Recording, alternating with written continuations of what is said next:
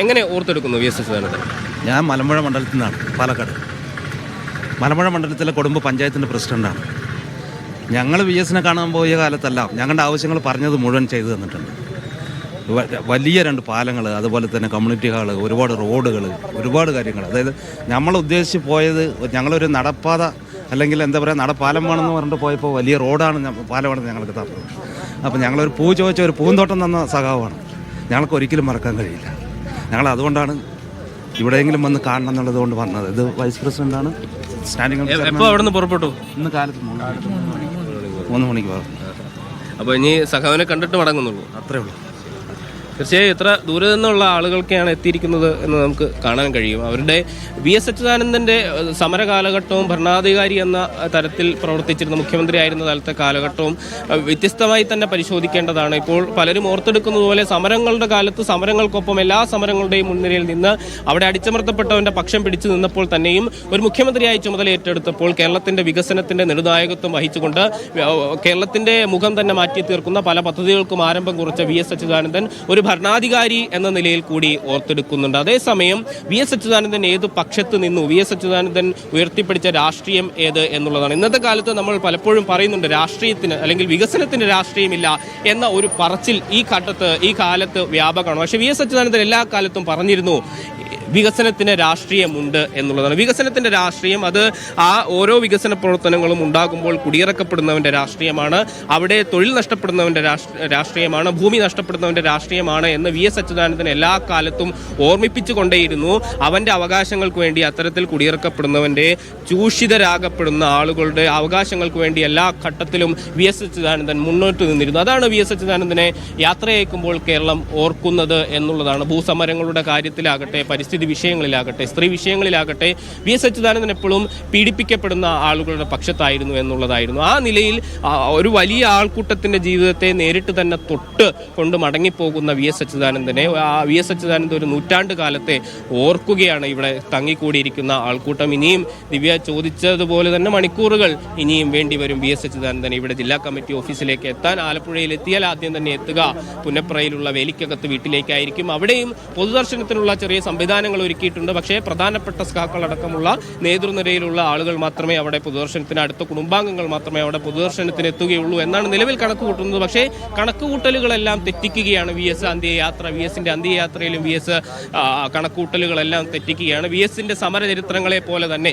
V എസിൻ്റെ സമരങ്ങളെക്കുറിച്ച് ഓർത്തെടുക്കുമ്പോൾ പലപ്പോഴും പലരും പറയുന്നത് നാം കേൾക്കുന്നുണ്ട്. അപ്രതീക്ഷിതമായി ഈ സമരങ്ങളുടെ തന്നെ ദിശയെ തന്നെ മാറ്റി തീർക്കുന്ന, സമരങ്ങളുടെ വിജയത്തിലേക്കുള്ള ചലനത്തെ അതിദ്രുതമാക്കുന്ന തരത്തിലുള്ള ഇടപെടലുകൾ വി എസ് അച്യുതാനന്ദൻ നടത്തിയിരിക്കുന്നു. ആ നിലയിൽ അപ്രതീക്ഷിതമായി കേരള രാഷ്ട്രീയത്തിന്റെ ചലനങ്ങളെ നിയന്ത്രിച്ച വി എസ് അച്യുതാനന്ദൻ ഇതാ അന്ത്യയാത്രയിലും നമ്മളുടെ പ്രതീക്ഷകളെ എല്ലാം മറികടന്നുകൊണ്ട് ഈ പുന്നപ്രയിലേക്ക് വീണ്ടും ആ സമരേതിഹാസങ്ങൾ ഉറങ്ങുന്ന മണ്ണിലേക്ക് മടങ്ങിയെത്തുകയാണ്. അതിനെ ജനങ്ങൾ വി എസ് അച്യുതാനന്ദനെ വീണ്ടും സ്വീകരിക്കുവാൻ വേണ്ടി തയ്യാറായിരിക്കുന്നു, ഒരുങ്ങിയിരിക്കുന്നു എന്നുള്ളതാണ്. പുന്നപ്ര വയലാറിൻ്റെ സമരചരിത്രം ഓർത്തെടുക്കുന്ന ഓരോ മനുഷ്യനും രോമാഞ്ചമുണ്ടാക്കുന്ന ഒന്നാണ്. SRCPയുടെ കിരാതമായ ഭരണത്തിനെതിരെ ഉത്തരവാദിത്ത ഭരണം ആവശ്യപ്പെട്ടുകൊണ്ട് ബ്രിട്ടീഷ് പട്ടാളത്തിനെതിരെ വാരിക്കുന്തവുമായി ഇവിടുത്തെ സാധാരണക്കാരായ തൊഴിലാളികൾ സംഘടിച്ചപ്പോൾ അതിൻ്റെ നേതൃനിരയിൽ നിന്നുകൊണ്ടാണ് വി എസ് അച്യുതാനന്ദൻ തൻ്റെ സമരചരിത്രം തുടങ്ങുന്നത്.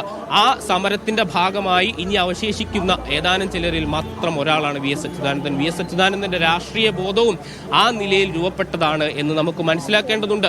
ഇന്നത്തെ കാലത്ത് നാം വിലയിരുത്തുന്ന തരത്തിലുള്ള ഒരു രാഷ്ട്രീയ സാഹചര്യമായിരുന്നില്ല 1940കളിൽ രാഷ്ട്രീയം ആരംഭിക്കുമ്പോൾ വി എസ് അച്യുതാനന്ദന് മുൻപിലുണ്ടായിരുന്നത്. ജന്മിത്വവും ജാതീയതയും അടക്കമുള്ള പിന്തിരിപ്പൻ ആശയങ്ങൾ കൂടികൊണ്ടിരുന്ന ഒരു സമൂഹത്തിൽ നിന്ന് രാഷ്ട്രീയ പ്രവർത്തനം ആരംഭിച്ച ഒരു സഖാവായിരുന്നു വി എസ് അച്യുതാനന്ദൻ. ആ നിലയിലുള്ള ഒരു ഇടപെടൽ വി എസ് അച്യുതാനന്ദൻ്റെ എല്ലാ രാഷ്ട്രീയ പ്രവർത്തനങ്ങളിലും ഉണ്ട് എന്നുള്ളത്. എങ്ങനെയാണ് വി എസ് അച്യുതാനന്ദൻ ഓർത്തെടുക്കുന്നത്? വി എസ് അച്യുതാനന്ദൻ നമ്മളിൽ നോക്കിക്കാണുന്നത്, നമ്മൾ വയനാട്ടിൽ നിന്ന് ഇപ്പോൾ അദ്ദേഹത്തിൻ്റെ ഭൗതികശരീരം കാണാൻ വേണ്ടി വന്നതാണ്. വയനാട് ജില്ലയിലെ മാനന്തവാടിയിൽ നിന്നാണ് നമ്മൾ വരുന്നത്. അദ്ദേഹത്തെക്കുറിച്ച് പറയുമ്പോൾ അദ്ദേഹം കേരളത്തിൻ്റെ മുഖ്യമന്ത്രി ആയിരുന്നപ്പോൾ വയനാട് ജില്ലയ്ക്ക് വേണ്ടി സമഗ്രമായ വികസനം കൊണ്ടുവരുന്നതിന് വേണ്ടി നേതൃത്വം വഹിച്ച ഒരു മഹത് വ്യക്തിത്വം എന്ന് വേണം വയനാട്ടുകാർക്ക് ഇതിനെ നോക്കിക്കാണാൻ വേണ്ടി. അദ്ദേഹം നടത്തിയിട്ടുള്ള ത്യാഗോജ്വല പ്രവർത്തനത്തിൻ്റെ ഭാഗമായി വിദ്യാഭ്യാസ മേഖല അടക്കമുള്ള മേഖലയിൽ വയനാടിലുണ്ടായ മാറ്റങ്ങൾ, ആദിവാസി വിഭാഗങ്ങളിൽ പട്ടയ വിതരണവുമായി ബന്ധപ്പെട്ട് ഒട്ടനവധി വയനാട് ജില്ലയിലെ കുടിയേറ്റ മേഖലയായാലും എല്ലാ കർഷകരെയും ചേർത്ത് പിടിച്ചുകൊണ്ട് എല്ലാവർക്കും പട്ടയവും ഭൂമിയും പതിച്ചു നൽകിയ ഒരു സർക്കാരായിരുന്നു 2006 മുഖ്യമന്ത്രിയായിരിക്കുമ്പോൾ VS സഖാവ് ചെയ്തുകൊണ്ടിരുന്നത്.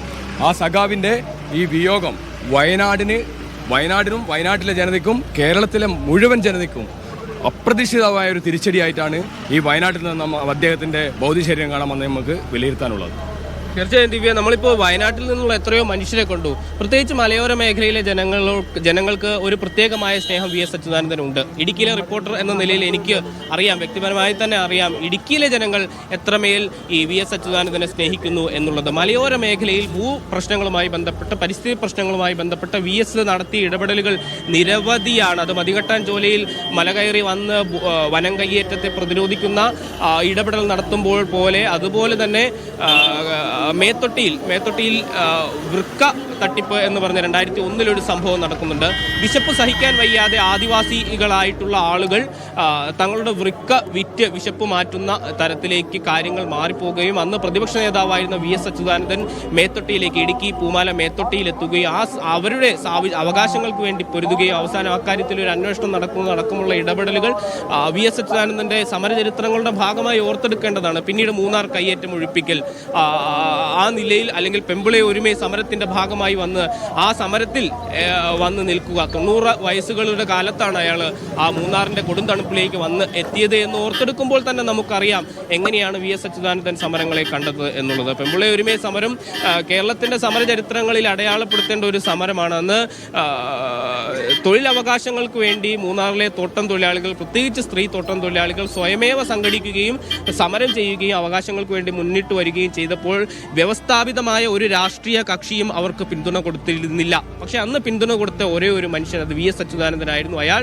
മല കയറി എത്തി മൂന്നാറിൻ്റെ കൊടുന്തണുപ്പിൽ ആ സമരത്തിൻ്റെ പന്തലിൽ വന്നിരുന്ന ആ സമരത്തെ വിജയിപ്പിക്കുന്നതിലേക്ക് കൊണ്ടുചെന്ന് എത്തിച്ച VSന്റെ ഇടപെടലുകളൊക്കെ ഇവിടുത്തെ കേരളം മറക്കുകയില്ല. കേരളം മാത്രമല്ല, കേരളത്തിൻ്റെ ഓരോ ജനതയും മറക്കുകയില്ല എന്നുള്ളതാണ്. VS ഇടപെടൽ നടത്തിയ ഓരോ മേഖലയും അത് അധസ്ഥിത വർഗക്കാരുടേതായിരുന്നു, അടിച്ചമർത്തപ്പെട്ടവരുടേതായിരുന്നു, അടിസ്ഥാന വർഗ ജനതയുടേതായിരുന്നു. കൃത്യമായ ബോധ്യം താൻ എവിടെയാണ് നിൽക്കേണ്ടത്, തൻ്റെ രാഷ്ട്രീയം എന്താണ് എന്ന കൃത്യമായ ബോധ്യം ഓരോ ഇടപെടലുകളിലും VS അച്യുതാനന്ദന് ഉണ്ടായിരുന്നുവെന്ന് VS അച്യുതാനന്ദൻ്റെ ഓരോ സമര ചരിത്രങ്ങൾ പരിശോധിക്കുമ്പോഴും മനസ്സിലാക്കാം. ഒരുപക്ഷെ കേരളം ഇന്ന് മറന്നു പോകുന്ന ഒരു രാഷ്ട്രീയ ഓർമ്മയാണ്, അല്ലെങ്കിൽ ഒരു ചരിത്ര ഓർമ്മ കൂടിയാണ് VS അച്യുതാനന്ദൻ എന്ന് പറയുന്നത്. VS അച്യുതാനന്ദൻ എങ്ങനെ ഓർത്തെടുക്കുന്നു?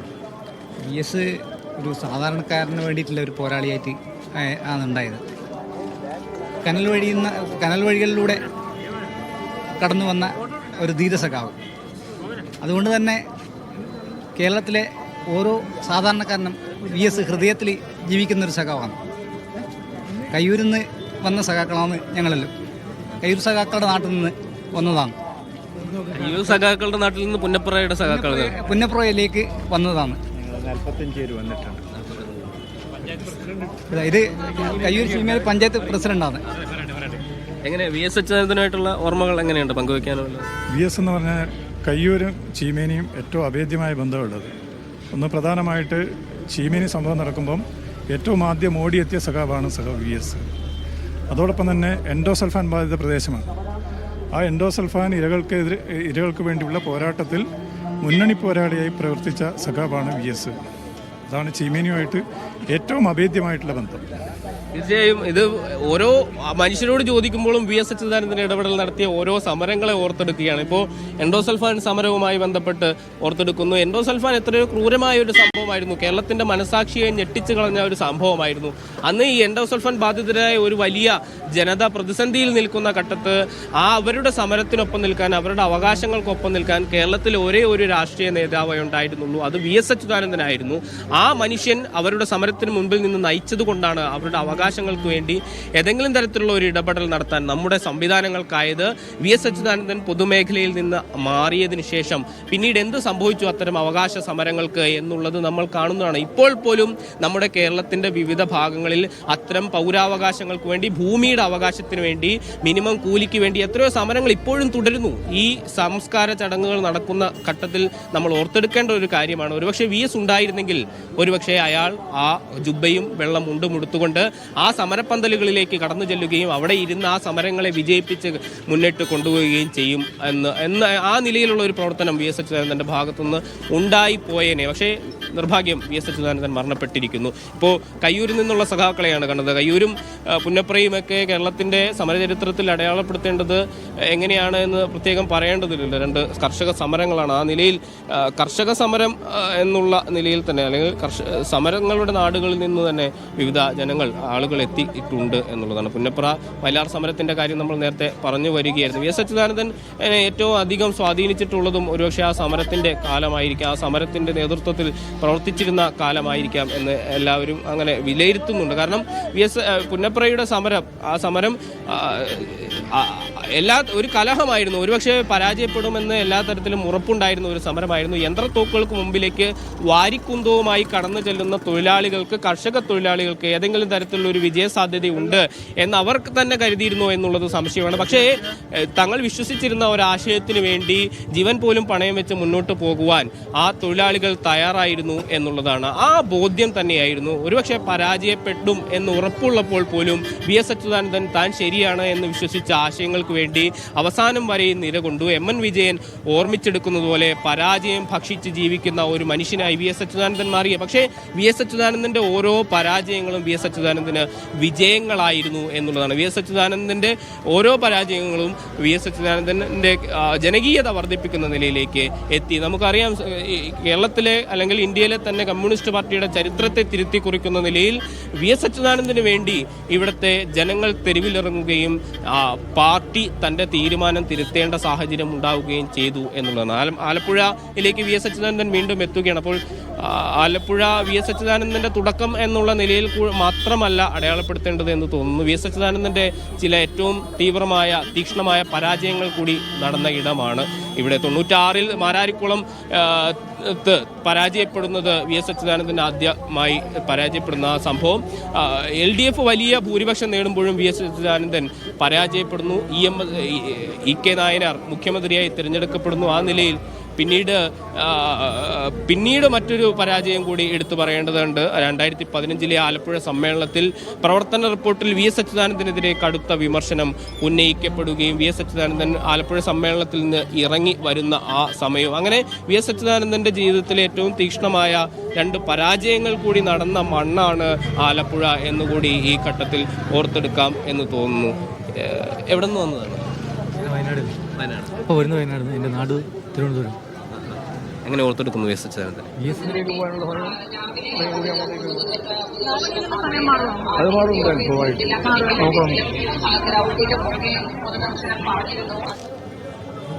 അങ്ങനെയാണ് ഞാൻ ഉദ്ദേശിക്കുന്നത്.